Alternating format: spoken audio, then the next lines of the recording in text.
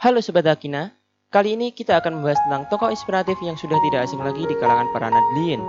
Beliau adalah Ketua Umum PBNU saat ini, alumnus Universitas Ummul Qura yang akrab dengan nama Kiai Haji Said Aqil. Mau tahu bagaimana kisahnya? Yuk kita cari tahu. Profesor Dr. Kiai Haji Said Aqil Sirot, MA, atau yang dikenal dengan Kiai Haji Said Aqil Sirot, adalah sosok laki-laki religius dan berlatar belakang agama yang kuat. Beliau lahir pada tanggal 3 Juli 1953 di Kempek, Palimangan, Cirebon, Jawa Barat. Dari pasangan Kiai Haji Said Aqil Sirot dan Nyai Haji Afifah binti Kiai Harun.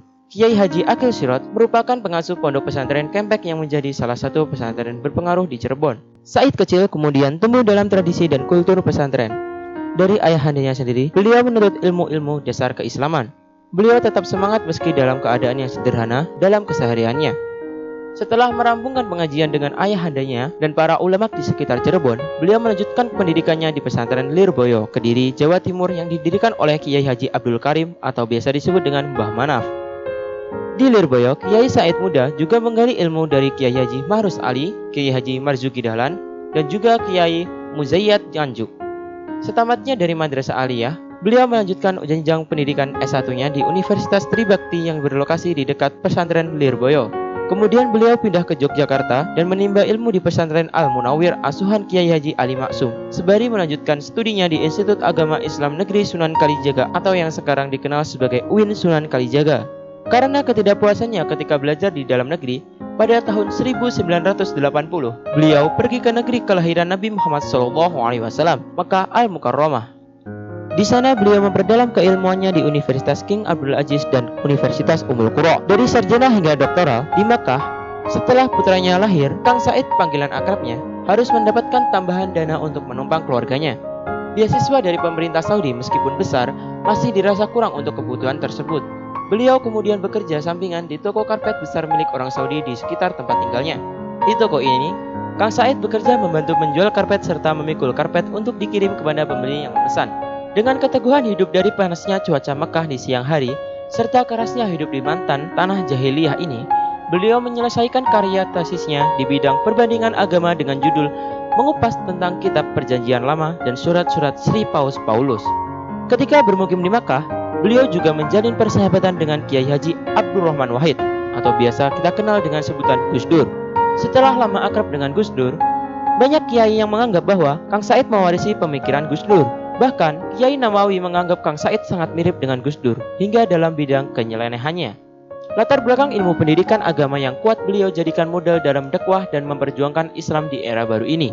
Sampai akhirnya, beliau terpilih menjadi Ketua Umum Pengurus Besar Nahdlatul Ulama PBNU periode 2010-2015 dalam Muktamar ke-32 Nahdlatul Ulama di Asrama Haji Sudiang, Makassar, Sulawesi Selatan.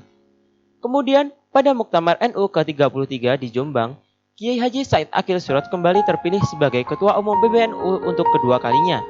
Beliau meraih kemenangan dengan mengumpulkan 287 suara dari 412 suara muktamirin yang berselisih 180 dengan calon lainnya. Ini membuktikan bahwa beliau memanglah orang yang arif dalam membawa organisasi ini menjadi lebih baik. Di kalangan Nahdlatul Ulama, Kiai Haji Said Aqil Sirot bukanlah orang baru. Ayahnya, Kiai Haji Aqil Sirot Kempek, adalah seorang kiai di Cirebon dan termasuk dalam jejaring ulama di Karsedinan Cirebon.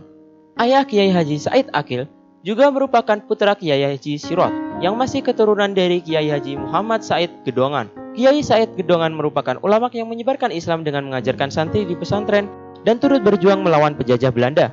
Di tengah agenda Ketua Umum PBNU yang demikian padatnya, Kiai Said yang dewasa ini diterpa berbagai fitnah, hujatan, dan bahkan makian dari urusan yang remeh-temeh sampai yang menyangkut urusan negara.